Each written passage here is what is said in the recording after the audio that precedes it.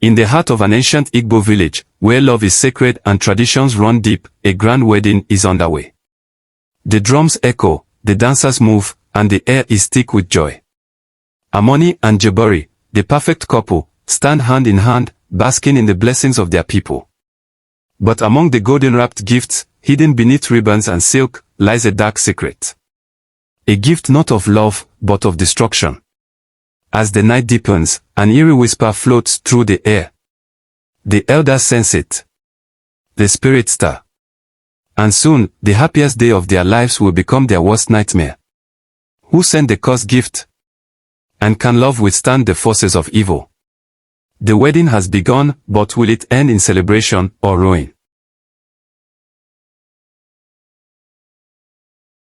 In the heart of the vast Sekononi plains, where the golden sun painted the land with its warm glow, a great wedding was about to take place.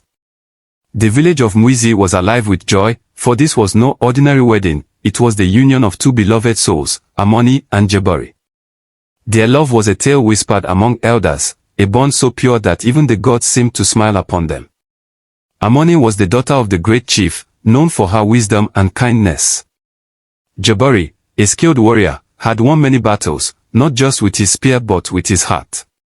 For years, they had dreamed of this day, and now, the entire village prepared to witness their sacred vows beneath the ancient baobab tree, where generations before them had sealed their unions. But where there is light, shadows always lurk. Among the guests, unseen by many, were those whose hearts festered with envy.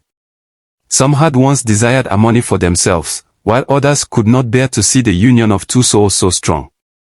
And so, in whispers of malice and cunning, a dark plan was woven. The wedding gifts, traditionally offered as blessings, would become vessels of ruin. On the morning of the wedding, guests arrived in colorful garments, carrying gifts wrapped in vibrant kitenge cloth. The air was thick with the aroma of roasted meats, spiced honey, and fresh-baked maize bread. Drums echoed across the plains as elders chanted blessings. Among the gifts are 1. A beaded necklace, shimmering with beauty, its charm hiding a sinister spell.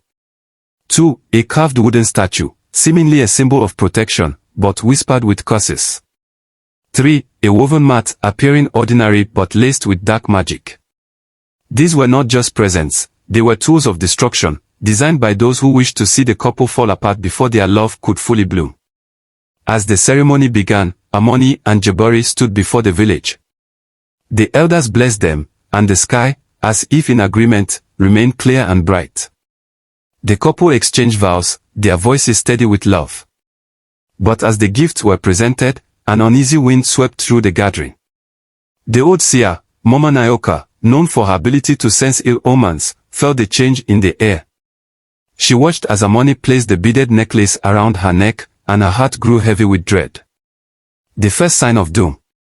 That night, as the couple retreated to their new home, strange things began to unfold. The beaded necklace, gifted by an envious childhood friend of Amani's, grew tighter around her throat as she slept. She gasped awake, clutching at it, but no matter how much she pulled, it would not loosen. Jabari rushed to help, his fingers burning as they touched the beads. The moment he caught the string, a piercing wail filled the hut, vanishing into the night. The next morning, the village woke to chaos.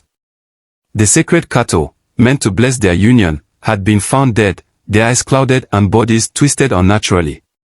The elders gathered, murmuring of dark forces. Jabari, filled with worry, sought out Mama Nayoka. She examined the broken beads and the eerie silence that followed. These were touched by a jealous heart, she said. Someone does not wish for your love to thrive. But the cursed gifts had only begun their work. The poison of the wooden statue. A week after the wedding, Jabari, once a fierce warrior, fell ill. His strength faded, his limbs weakened, and a darkness settled in his mind. The wooden statue sat in their home, always watching. At night, Amani swore she heard whispers, urging her to doubt her husband. He is not the man you think he is, the voice hissed. He grows weak. He will not protect you. Amani, once steadfast in love, felt a strange seed of doubt take root in her heart. Arguments sparked between them over simple things. The love that had been their foundation now seemed fragile. Meanwhile, in the shadows, those who had set this plan in motion smiled. The curse of the woven mat. The final strike came when Amani, seeking comfort, lay upon the mat gifted by an old rival. That night, her dreams twisted into nightmares, visions of Jabari betraying her, of him holding another woman in his arms. She woke in anger, the images feeling too real. Suspicion now clouded her thoughts. Jabari, confused by her sudden coldness, tried to reach her, but the curse had done its work. The more he reassured her, the more she withdrew. The village elders noticed the change. "This is not the couple we blessed," they murmured. Mama Nayoka, sensing the foul magic at play, summoned the council. The gifts they received were not of pure intent, she declared. "We must act before love is lost forever." The village of Mwizi had changed. Where there was once joy, there was now unease. Amani and Jabari, the once beloved couple, were now strangers in their own home. The cursed gifts had done their work, planting doubt, weakening love, and poisoning the sacred bond they had forged. But the spirits of the ancestors did not sleep. And neither did Mama Nayoka. The elders' intervention. One evening, under the sacred baobab tree, the elders of the village gathered. Mama Nayoka stood before them, her staff striking the ground. "The spirits whisper to me," she declared. "Our children have been cursed by gifts given in malice. If we do not act, their love will wither like a drought-stricken tree." The elders nodded in agreement. The signs had been clear: the death of the sacred cattle, Jabari's mysterious illness, and Amani's sudden coldness. "We must uncover the source of this evil," said Chief Keto, Amani's father. "And we must do it before it is too late." That night, Mama Nayoka and the elders visited Amani and Jabari's home. Amani sat by the fire, her eyes filled with confusion and sorrow. Jabari lay weak on a mat, his skin pale, his breath shallow. The love they once shared now felt like a distant memory. Mama Nayoka stepped forward. "My children, you have been cursed." Amani's eyes flashed with suspicion. "Cursed? How? By whom?" Mama Nayoka gestured toward the wedding gifts. "These gifts were not given in love. They were given in envy, soaked in poison meant to break you apart." Jabari, despite his weakness, forced himself to sit up. Who would do such a thing? Mama Nayoka closed her eyes, murmuring ancient words. The flames in the fire pit flickered, shifting colors, blue, then green, then red. As the fire danced, shadows formed, revealing the faces of those who had tainted the gifts. Amani gasped. Among them was her childhood friend, Nia, who had always envied her beauty. There was also Omari, a rival warrior who had once sought her hand in marriage. And worst of all, there was an elder woman from another village, known for her dark arts, who had guided them in their wicked scheme. Destroying the cursed gifts. "The only way to undo this curse," Mama Nayoka said, "is to return these gifts to the earth and cleanse your spirits."